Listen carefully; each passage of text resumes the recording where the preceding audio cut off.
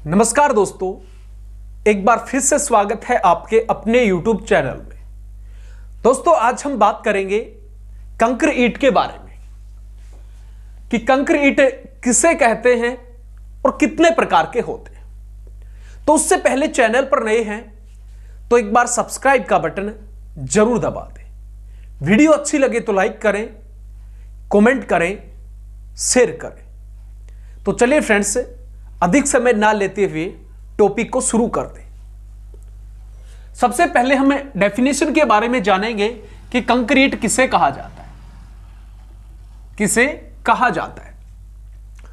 कंक्र ईंट जब रोड़ी को बजरी, सीमेंट व पत्थर के छोटे छोटे टुकड़ों को पानी के साथ में मिक्सअप करके मिलाया जाता है तो उसके माध्यम से जो घोल तैयार होता है उसी को हम किसके नाम से जानते हैं?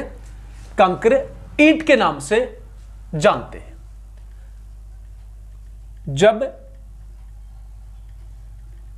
रोड़ी, बजरी, सीमेंट व पत्थर के छोटे छोटे टुकड़े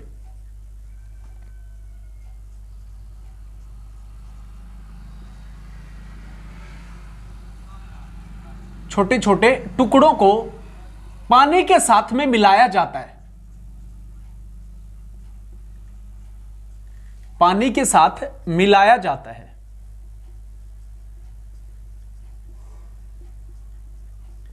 तो उसके माध्यम से जो घोल तैयार होता है उसी को कंक्रीट कहते हैं।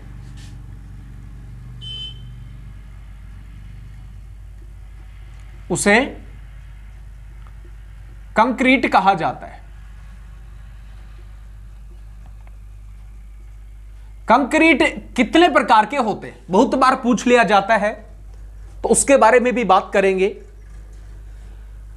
जब रोड़ी को बजरी, सीमेंट, पत्थर के छोटे छोटे टुकड़ों को पानी के साथ में मिलाया जाता है तो उसके बाद में जो घोल तैयार होता है उसी को हम किसके नाम से जानते हैं?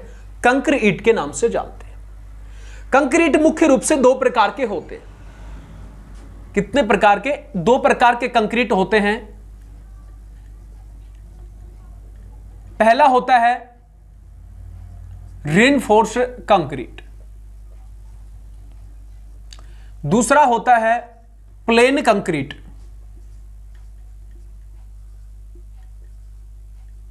प्लेन कंक्रीट, ये दो प्रकार के कंक्रीट होते हैं। पहला रीइंफोर्स कंक्रीट और दूसरा होता है प्लेन कंक्रीट।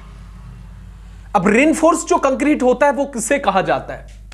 देखिए, रीइंफोर्स कंक्रीट कहा जाता है जब रोड़ी को बजरी, सीमेंट व पत्थर के छोटे छोटे टुकड़ों को पानी के साथ में मिला करके जो घोल तैयार किया जाता है उसको या तो लोहे की कोई छड़ी होगी या लोहे की जाली होगी या फिर लोहे का जो सरिया होता है उसके अंदर जब डाला जाता है तो उसके माध्यम से जो तैयार होता है उसी को हम किसके नाम से जानते हैं?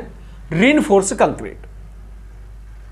इसके लिए या तो लोहे की जड़ी या कोई छड़ी होगी या कोई लोहे की जाली होगी या हो सकता है सरिया भी हो, तो उसके अंदर इसको डाला जाता है तो उसी को रीइंफोर्स कंक्रीट के नाम से जाना जाता है। जब उस बिल्डिंग के अंदर जो बिल्डिंग रीइंफोर्स कंक्रीट के माध्यम से तैयार की गई है तो जाहिर सी बात है जब लोहे की सरिया या लोहे की जाली उसके अंदर डालेंगे तो मजबूती क्या हो जाती है? अच्छी हो जाती है, अच्छी उसके अंदर पकड़ हो जाती है। जो ही उस बिल्डिंग के अंदर आग लगी, आग लगने के बाद में आग की जो लपटें ऊपर की तरफ उठती हैं, पहले तो क्या हुआ, जो कंक्रीट था अच्छे तरीके से मजबूती से पकड़ थी उसकी और अधिक टेम्परेचर सहन ना कर पाने के कारण धीरे धीरे जो मजबूती होती है, जब उसकी लगभग 400 से और 500 डिग्री टेम्परेचर होता है आग का, तो उसकी जो मजबूती है धीरे धीरे कम होती चली जाती है, यानी कि ढीली पड़ना शुरू हो जाती है। और जो ही ये टेम्परेचर पहुंचता है 700 से 800 डिग्री, 700 से 800 डिग्री टेम्परेचर जब उस बिल्डिंग का पहुंचता है तो उस दौरान जो रेनफोर्स जो कंक्रीट होता है उसकी मजबूती जो है वो धीरे धीरे नष्ट होना शुरू हो जाती है और जो कंक्रीट है वो धीरे धीरे क्या हो जाता है, डीकंपोज होना शुरू हो जाता है। जब फायरमैन उस बिल्डिंग के अंदर आग को बुझाता है, पानी का जेट उसे रेनफोर्स कंक्रीट के ऊपर मारता है, तो उस दौरान जो रोडी बजरी जो सीमेंट के माध्यम से जो तैयार किया गया था रेनफोर्स कंक्रीट, वो धीरे धीरे नीचे की तरफ गिरना शुरू हो जाता है, यानी डिकम्पोज होकर के नीचे गिरना शुरू हो जाता है। तो उसी कंक्रीट को किसके नाम से जानते हैं, रेनफोर्स कंक्रीट के नाम से जाना जाता है। दूसरा आता है प्लेन कंक्रीट। अब जो प्लेन कंक्रीट होता है वो माना जाता है कि रेनफोर्स जो कंक्रीट है इससे अधिक मजबूत होता है, इससे अधिक टेम्परेचर सहन करने की इसके अंदर क्षमता होती है। प्लेन कंक्रीट के अंदर किसी भी प्रकार की लोहे की ना तो जाली यूज में ली जाती है, ना ही लोहे की सरिया इसके अंदर यूज में लेते हैं। इसको रोडी बजरी सीमेंट के माध्यम से जो घोल तैयार होता है उसी के द्वारा बिल्डिंग को बनाते हैं। तो माना जाता है कि इसके अंदर रेनफोर्स जो कंक्रीट होता है उससे अधिक टेम्परेचर सहन करने की क्षमता होती है।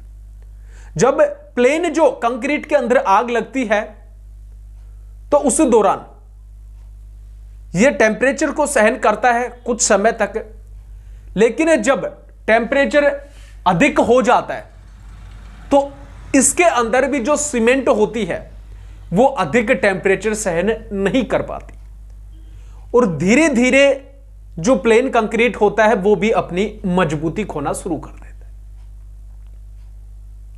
तो इस प्रकार से जब भी किसी भी भवन को बनाते हैं तो उस दौरान दो प्रकार के कंक्रीट यूज लेते हैं, रेनफोर्स कंक्रीट और दूसरा होता है प्लेन कंक्रीट।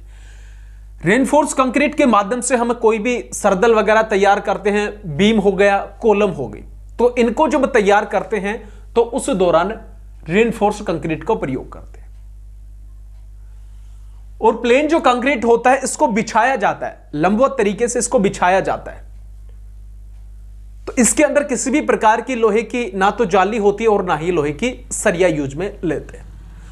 प्लेन कंक्रीट के अंदर रेनफोर्स जो कंक्रीट है इससे अधिक टेम्परेचर सहन करने की क्षमता होती है, लेकिन जब टेम्परेचर अधिक हो जाता है तो सीमेंट अधिक तापमान सहन ना कर पाने के कारण यह भी अपनी मजबूती धीरे धीरे खो देता है। तो ये दो प्रकार के कंक्रीट होते हैं। वीडियो अच्छी लगी तो लाइक करें, कमेंट करें, शेयर करें। इसी प्रकार की इंटरेस्टिंग वीडियो आप तक आती रहेगी। तब तक के लिए जय हिंद, जय भारत।